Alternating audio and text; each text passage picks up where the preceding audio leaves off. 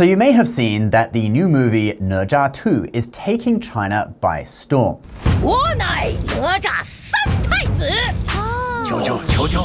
In fact, the movie has just become the first Chinese movie to pass $2 billion at the box office and has now passed Avengers Infinity War to become the 6th highest grossing film of all time. The visuals have been highly praised, and looking at the movie, it really does rival Western animated movies by Disney or any other studio. But there has been criticism that the box office success was fueled by a massive government push to promote the movie, with patriotic Chinese even seeing the movie several times to boost box office numbers. In addition to that, some people have criticized the movie for portraying Ne Zha as too violent.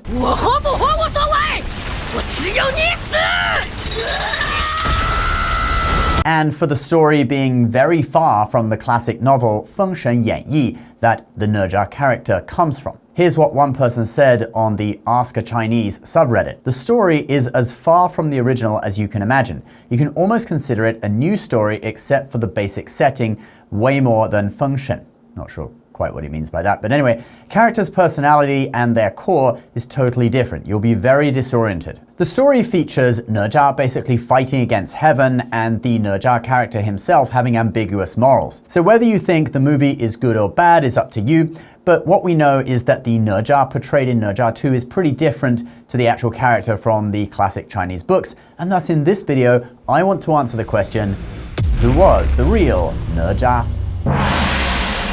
So the most famous work depicting Ne Zha is the Investiture of the Gods, Feng Shen Yanyi, written during the Ming Dynasty, where it describes Ne Zha being born and, okay, Chinese stories are weird, guys, alright? So be ready for this. Think of it what you will. He was born at the end of the Shang Dynasty, and basically Ne Zha's mother was pregnant for 3 years and 6 months, and she then gave birth to a ball of flesh. Ne Zha's father, who is called Li Jing, attacks it with his sword, thinking that she's given birth to some kind of demon, and the ball splits open and Ne Zha jumps out. He is referred to as Zhongtan Yuan Shuai, Marshal of the Central Altar, or Lianhua San Tai Zi, the third lotus prince in Taoist folk religion. And as soon as he is born, Ne Zha can already walk and talk. He is then taken as a disciple of the Taoist Tai Yi Zhenren, and he is kind of a crazy child, so that part of it sort of is consistent with the movie. Investiture of the Gods didn't invent the character though. There is an earlier poem about Ne Zha from the Northern Song Dynasty. 北方天王有狂子，只知拜佛不拜父. The Northern Heavenly King has a crazy son. Northern Heavenly King refers to Ne Zha's dad. He only respects the Buddha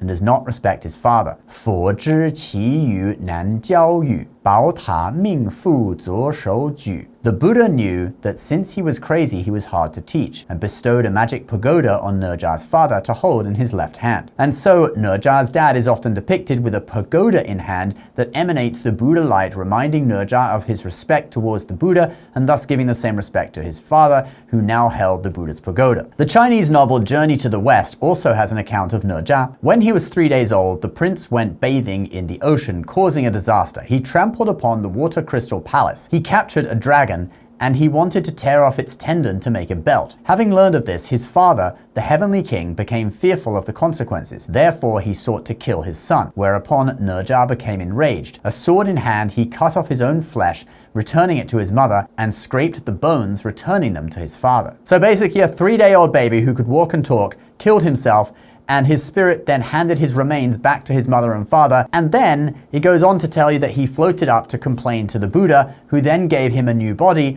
and he goes on to use his powers to subdue 96 caves full of demons. So basically, Ne Zha does have a lot of conflicts with the minor gods within what Chinese people refer to as the 3 realms, or San Jie, but he is very respectful to the Buddha, and his character in a way bears a lot of similarities to the Monkey King, or Sun Wukong, one who causes chaos at the lower realms of heaven but actually venerates the Buddha, who is at a higher level in the cosmos, and later does good deeds on the Buddha's behalf. Let's now have some fun and look at the traditional weapons and abilities of Ne Zha. He is often shown flying on Feng Huo Lun, or wind-fire wheels. You can see them under his feet in this carving. Here they are in the movie, and we also see them when he fights the Monkey King in Journey to the West. He He can also use these Feng as weapons by throwing them at opponents. Then, in addition, Ne Zha has the Qiankun Quan, or universe ring, around his body. This is another weapon, and you can see it in action in Journey to the West. I know the effects are kind of dated, but that's the fight from the classic 1986 version of Journey to the West. Then, in addition, the red sash, another weapon, is called Hun Tian Ling. And finally, we have Ne Zha's spear, or Huo Jian Qiang,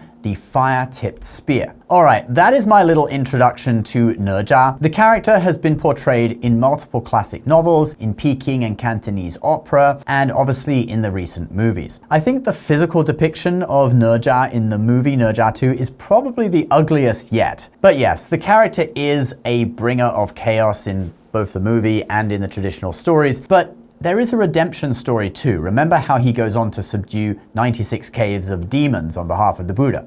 I think the main criticism of the movie is that it's basically a plot that they just came up with on their own, which is nothing like Investiture of the Gods. And I think people who are really interested in Chinese culture will feel that it doesn't really fit with the traditional values of the ancient Chinese books. But what do you think?